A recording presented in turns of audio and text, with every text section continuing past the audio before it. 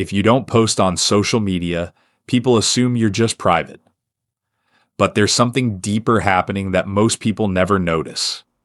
Because while everyone else is uploading moments of their life, you're just living yours. No angles, no captions, no proof. And it's not that you can't post. It's that something in you refuses to turn real moments into performance. But here's where it gets interesting. Psychologically, people like you don't just avoid posting.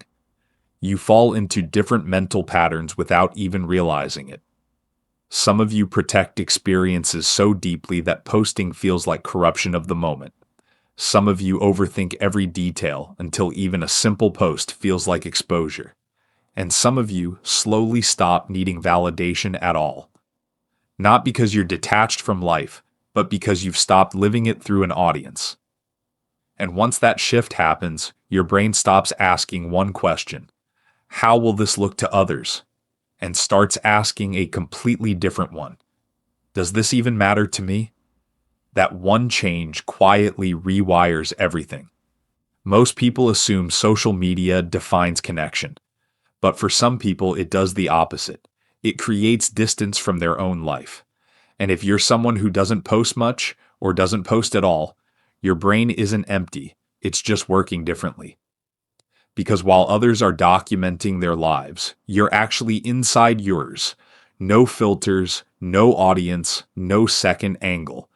But psychology suggests this isn't random behavior. It usually falls into deeper mental patterns.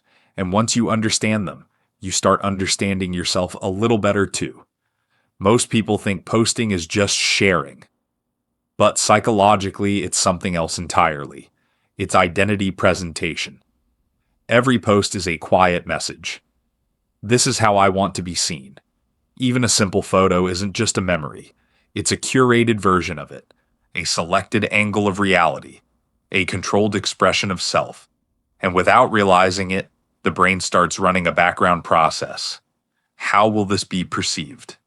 And that question slowly turns life into something that is not just lived, but evaluated. Some people don't post because the moment itself feels sacred.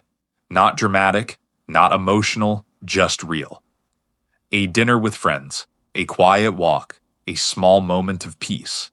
And in that moment, pulling out a phone feels like interruption, like turning something alive into something staged. So instead, they don't capture it, they stay in it. Psychologically, this is called experiential authenticity. The need to preserve experiences in their pure form, unedited, unperformed, unshared, not because they're hiding life, but because they don't want to reduce it into content. Then there's another group. They don't avoid posting because they don't care. They avoid it because they care too much.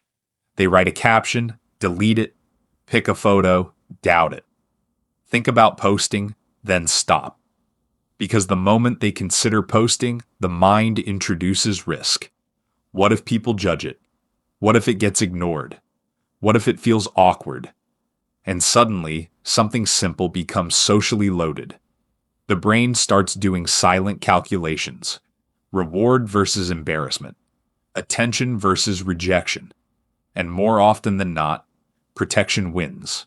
So they don't post. Not because they don't want to be seen, but because being seen feels like exposure. And then there's a quieter shift. Less emotional. More internal. At some point, some people just stop relying on external validation entirely. Not overnight. Slowly. They stop checking reactions. Stop measuring moments by engagement. Stop waiting for feedback to confirm meaning.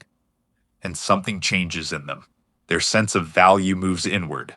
Psychologists call this an internal locus of validation, meaning your worth is no longer dependent on external response. You don't need the world to confirm your experience for it to feel real. You just live it.